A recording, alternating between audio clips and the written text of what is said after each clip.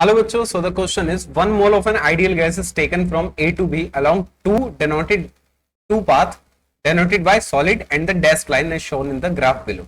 If the work done along the solid line is Ws and that along the dotted line path is Wd, then the integer close to the ratio work done in dashed line to the work done in solid line path is okay. So देखिए question ये कह रहा है कि हम A से लेके B तक गए हैं, प्रेशर और वॉल्यूम का हमारे पास ग्राफ है और ए से लेके बी तक हम दो पाथ से जा रहे हैं। एक हम इस तरीके से जा सकते हैं कर्व्ड पाथ से और एक हम डैश लाइन में इस तरीके से हम लोग गए हैं।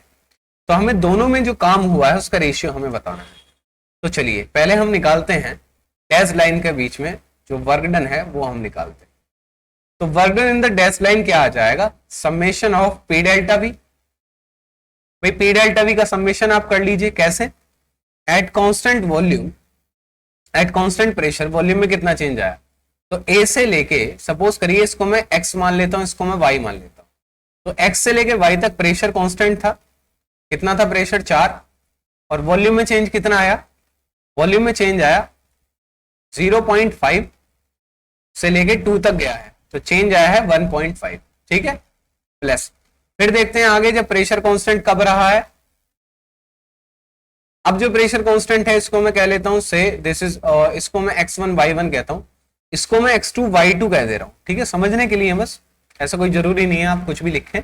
x2 y2 की में अगर हम देखें तो यहां पर प्रेशर कांस्टेंट रहा है, आप देखें x2 से लेकर y2 तक प्रेशर रहा है आपका 1 इंटू चेंज इन वॉल्यूम कितना आया बेटा, 2 से लेकर 3 तक गए हैं तो चेंज इन वॉल्यूम भी आपका 1 लीटर ही आया है, प्लस नेक्स्ट हम बात करें तो ध्यान से देखें ये x3 और y3 इस कोऑर्डिनेट हम ले लेते हैं। तो इस पॉइंट से लेके इस पॉइंट तक देखिए प्रेशर कांस्टेंट रहा है, लेकिन प्रेशर जो है आप देख सकते हैं कि वो 0.5 तो नहीं रहा, 0.5 से थोड़ा सा ज्यादा है, तो इसको मैं 0.66 अप्रोक्स मान लेता हूं, ठीक है, प्रेशर कांस्टेंट। और वॉल्यूम में कितना चेंज आया, 3 से लेके 5.5 तक गया है, यानी कि 2.5 का चेंज आया है, ठीक है। इस वैल्यू को अगर हम सॉल्व करेंगे तो हमारे पास आंसर आ जाएगा 8.65, ठीक, लीटर एटीएम, लीटर एटीएम, ठीक है। अब इसके बाद हम देखते हैं, ये तो हमारा वर्क डन आ गया डैश लाइन के लिए। अब हम बात करते हैं work done due to solid path, ये जो कर्व्ड लाइन जा रही है। तो वर्क डन सॉलिड पाथ कैसे हम लिख सकते हैं, nRT ln V2 bye V1, इस तरीके से हम वर्क डन इस कर्व्ड पाथ का निकाल सकते हैं, ठीक है। अब nRT हमें टेम्परेचर तो नहीं पता है, पर्टिकुलर टेम्परेचर हमें पता ही नहीं है किस टेम्परेचर पे रिएक्शन हो रही है। तो फॉर आइडियल गैस इक्वेशन से हम लोग देखिए, आइडियल गैस है यहां पर दिया हुआ है, तो PV बराबर क्या होता है nRT। तो ये जो कंडीशन है ये तो सेम ही रहेगी, तो इनिशियल किसी भी कंडीशन पर हम ले लेते हैं, तो मैं कह देता हूं से P1 V1 is equal to nRT, क्योंकि nRT कांस्टेंट है तो P1 V1 के बराबर रहेगा। तो इसको मैं क्या लिख सकता हूं, P1 V1 2.303 ln को log विद बेस 10 में कन्वर्ट कर लेते हैं, V2 बाय V1, ठीक है।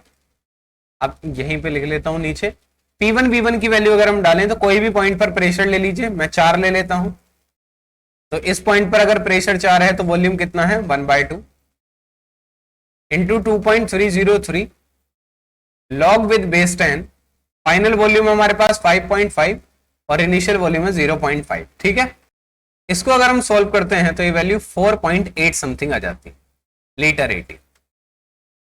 अब हमें बताना है ratio final answer WD upon WS का।